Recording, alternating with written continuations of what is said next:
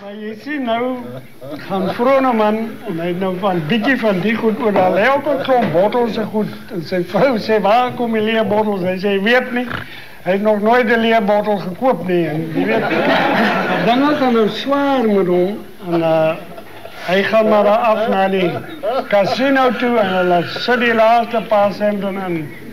Glo my, hoor, ek ken hom nie. Hulle wen 2,74 miljoen. Net soveel. Ernstig? Nee, ernstig. Kijk, ek ken die man. Die Vroneman, hy is nou wel bekend. Hy wie maar kom daar terug. En sy vrou begin koop. Hier by die rokwinkels. En goed, eerste gaan hy garage toe. Ek kan nou nie sê wat se produk hy koop nie, maar 'n dier ding. Ja. Rooi ook, en hy laat hom sommer Juko ook nog 'n ander kleur. En weer koop hulle so 'n gal aan. Sy vrou kry naderhand 'n black belt vir shopping. Maar hulle gaan dan, hulle koop sommer huis daar Waterkloof. Jy weet, dis nou die weg.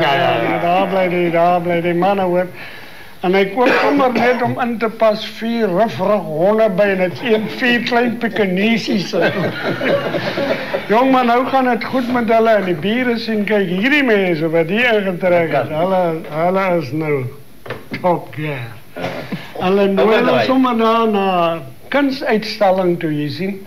Nou gaan hulle met die nuwe rokke, hy het nou klere gekoop, ek nie laat maak hoor, nie. Is honde ook by, nie? Laat maak, nee, die honde moet nou bly, kyk, hierdie is 'n krant uitgenooi ding na 'n kunst tentoonstelling, jy weet, daar is nou al die goed, en nou loop hulle so deur, en die gids sê vir hulle glo ook, hulle sal van die goed koop ook, want hulle het nie, besef nie wat kos die goed nie, en hy sê, hierdie is nou van Gogh. En sy sê, ja, hy het verlede week saam met ons vleis gebraai. Waar, hoor, kyk in die mense. Want hulle is nou pas ryk en dinge, jy weet, en sy moet daarom byhou by die society soort van ding. En sê, en hier is 'n Rembrandt. Sê, my wêreld, my pa het gewerk vir hom. Hy is nou onder 'n Stellenbosch, hy het 'n sigaretsfabriek. Sê, en hier is 'n Picasso, en sy sê, my wêreld het vir my pa vir jare geploeg op die plaas. Jongen, kom daar uit nou waar hulle nou verder gaan champagne drink en so, en hy sê vir haar, hey, jy het ons in die skande gesteek, jy sê al die mense lag vir ons, hoe kan jy al sulke nonsens praat?